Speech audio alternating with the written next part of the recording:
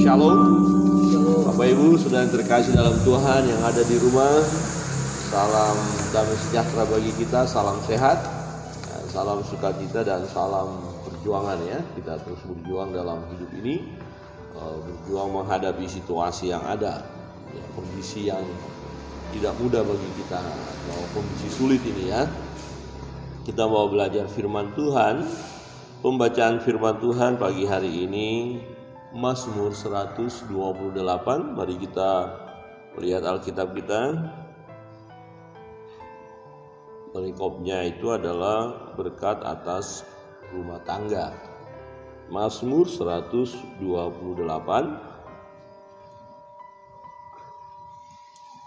Nah, siapakah kita sehingga berkat-berkat Tuhan terus ya turun kepada kita ya. Kita mau membaca bersama-sama 128 1 2 3 nyanyian ziarah. Berbahagialah orang yang akan Tuhan, yang hidup menurut jalan yang ditunjukkannya. Apabila engkau memakan hasil jerih payah tanganmu, berbahagialah engkau dan baiklah keadaanmu. Istrimu akan menjadi seperti pohon anggur yang subur di dalam rumahmu. Anak-anakmu seperti tunas pohon zaitun sekeliling mejamu. Sesungguhnya demikianlah akan diberkati orang laki-laki yang takut akan Tuhan. Kiranya Tuhan memberkati engkau dari Sion, supaya engkau melihat kebahagiaan Yerusalem seumur hidupmu, dan melihat anak-anak dari anak-anakmu, damai sejahtera atas Israel. Amin. Bapak, Ibu, dan saudara yang terkasih dalam Tuhan, nah firman Tuhan ini menunjukkan berkat Allah kepada rumah tangga, ya, kepada seorang pria dewasa, laki-laki yang kemudian mengambil istri. Nah, kemudian rumah tangga ini diberkati Tuhan, dan dia melihat anak-anaknya diberkati Tuhan. Ada suasana yang harmonis, suasana yang indah. Ya, istri dikatakan menjadi seperti pohon anggur yang subur, ya.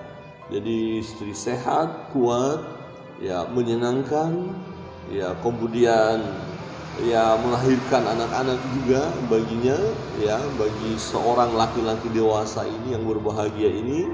Nah, kemudian dia melihat anak-anaknya seperti pohon zaitun sekeliling mejamu, ya, anak-anak membawa sukacita, anak-anak membawa kebahagiaan. Ada suasana yang indah ya. Ya, seperti persekutuan yang indah di meja makan, semua menikmati makanan, ya sangat-sangat baik sekali. Dan dikatakan bahwa ya siapakah dia yang diberkati ini sehingga dia bisa melihat ya anak-anaknya, bahkan anak dari anak-anaknya, ya. Melihat anak-anak dari anak-anakmu, berarti dia akan melihat cucu. Ya, melihat cucu, bahkan juga mungkin cicit. Artinya sampai usia tua, ya, dia diberkati Tuhan. Nah, siapakah yang diberkati Tuhan sampai usia tua? Dia melihat anak dari anak-anaknya, ya, yaitu seorang laki-laki yang takut akan Tuhan, ya. Sesungguhnya demikianlah akan diberkati orang laki-laki yang takut akan Tuhan. Nah, ini bukan berarti ya perempuan tidak diberkati, bukan. Ya, tetapi mau berbicara mengatasnamakan keluarga. Jadi kepala keluarga ini sangat penting sekali.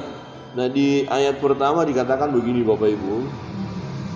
Berbahagialah orang yang takut akan Tuhan, yang hidup menurut jalan yang ditunjukkannya. Jadi laki-laki tadi, pria dewasa tadi, kemudian dia menjadi kepala keluarga, kemudian dia menjadi kakek-kakek, ya, bersama dengan istrinya, ya, mengalami sukacita dari Tuhan, mengalami kebahagiaan, mengalami kegirangan daripada Tuhan. Bahkan dia melihat anak-anak dari anak-anaknya, artinya dia punya cucu, ya, mungkin juga sampai kepada cicit, generasi ketiga, ya, generasi keempat, cicit, ya, anak, ya, cucu, cicit.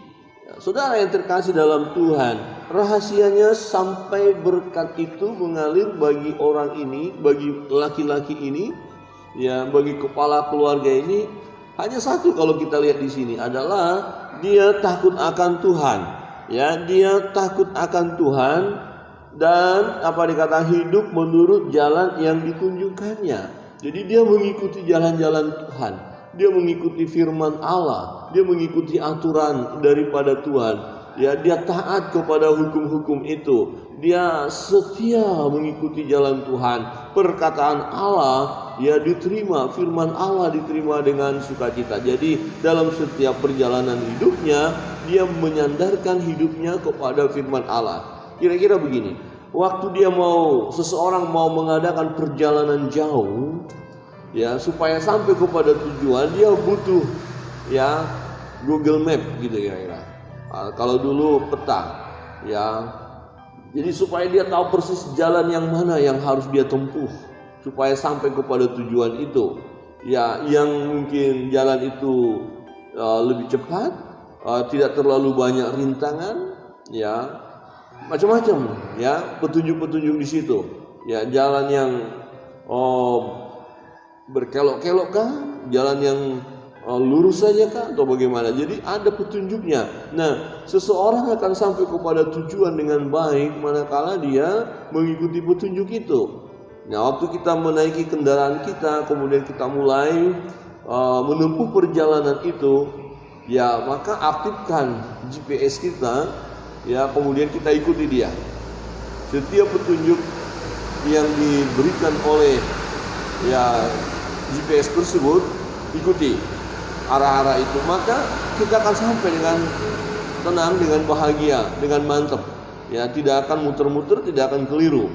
Tetapi ketika kita tidak mau tahu dengan apa yang disampaikan oleh ya GPS-nya, kita mau ambil jalan sesuka-suka kita padahal kita tidak tahu daerah itu, kita belum pernah ke daerah itu, kemungkinan besar kita akan tersesat. Kemungkinan besar kita tidak akan berhasil. Bapak Ibu Saudara yang terkasih dalam Tuhan, firman Tuhan merupakan GPS dalam hidup kita. Boleh dikatakan seperti itu. Rambu-rambu, ya. Jadi apakah kita berjalan sesuai dengan petunjuk Tuhan atau tidak? Ini sangat penting sekali. Nah, Sang Pemazmur berkata bahwa kebahagiaan seseorang akan sampai melihat anak-anak dari anak-anaknya, punya cucu cicit barangkali sampai di situ, ya dia mampu mengalami kebahagiaan sukacita sampai sejauh itu, ya hanya karena dia takut akan Tuhan, mengikuti jalan-jalan Tuhan. Jadi rahasianya dijelaskan kepada kita, ya hanya dengan mengikuti petunjuk saja. Ya, sama sekali lagi seperti perjalanan kita sampai kepada tujuan ketika mengikuti petunjuk itu. Persoalannya Bapak Ibu, seringkali dalam perjalanan hidup ini kita hanya sebatas tahu bahwa firman Allah ini adalah petunjuk bagi kita yang akan menuntun kita. Bukankah firman Tuhan katakan bahwa firman itu, ya firman Tuhan, firman Allah, pelita bagi kaki kita sehingga terang bagi jalan kita. Ya, kita hafal ayat itu, tetapi fakta seringkali kita mengabaikan firman. Kita tidak taat kepada firman, kita tidak setia kepada firman. Kita kadang-kadang boleh dikatakan tidak cinta firman. Loh, Pak Pendeta, mengapa berkata tidak cinta firman? Ya, faktanya bagaimana?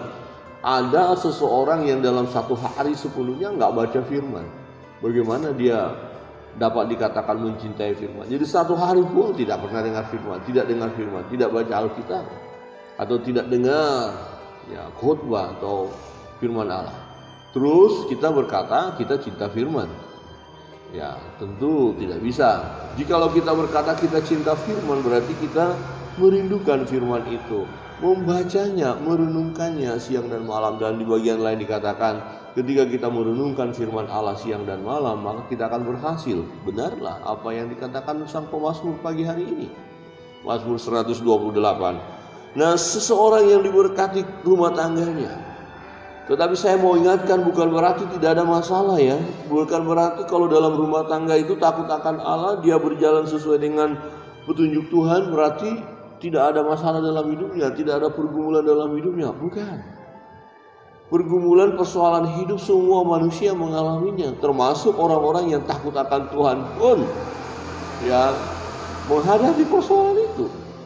Ya, termasuk misalnya peristiwa-peristiwa yang terjadi akhir-akhir ini, yaitu serangan virus COVID-19. Tidak hanya kita berkata, oh berarti yang kena itu adalah orang-orang yang tidak takut. Ya, kalau takut tidak kena. Takut akan Tuhan maksudnya. Oh, kalau takut akan Tuhan tidak bisa kena. Oh, enggak juga. Tidak ada patokan standar sampai seperti itu. Kemarin kaget ada seorang teman, hamba Tuhan, pendeta, meninggal. Juga serangan itu, virus itu. Kemudian istri dan juga mertuanya juga masih di rumah sakit. Karena masih menghadapi virus itu. Jadi ibu itu tidak bisa melihat suaminya, ya, melihat makamnya pun tidak, karena masih harus di rumah sakit. Ya, apakah kita berkata, oh keluarga itu bukan keluarga yang diberkati Tuhan? Ya, tidak bisa ya, tidak bisa. Jadi ini harus jelas. Serangan-serangan penyakit bisa saja melanda orang yang takut akan Tuhan itu. Tetapi letak kebahagiaan kita kan tidak pada, oh kalau tidak kena virus baru dikatakan bahagia. Kalau kena virus berarti tidak bahagia. Tidak bisa kita pakai standar seperti itu.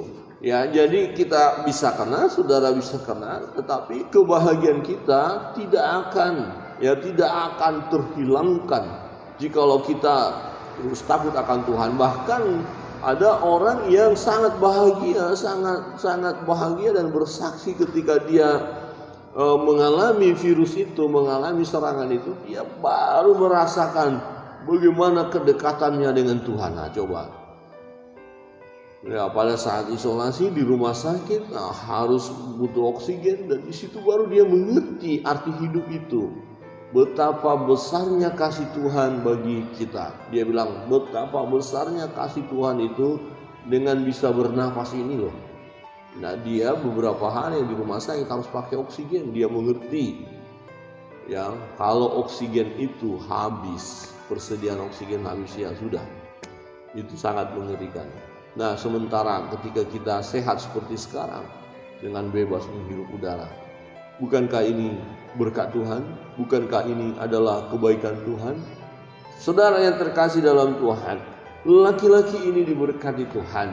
Ya, laki-laki ini yang takut akan Tuhan, yang mencari Allah, ya, yang hidupnya bergaul karib dengan Allah, dia diberkati oleh Tuhan. Dia diluputkan juga dari maut, dia diluputkan juga dari bahaya, ya, dia disertai Tuhan. Memang menghadapi tantangan, memang menghadapi pergumulan, memang menghadapi kesulitan-kesulitan seperti ya pada umumnya dihadapi oleh banyak orang, tetapi ya, laki-laki yang diberkati Tuhan ini, yang takut akan Allah ini, mampu menghadapinya dengan sukacita, mampu menghadapinya dan tetap berjuang menghadapinya dengan berharap kepada Tuhan dan melalui petunjuk firman Allah.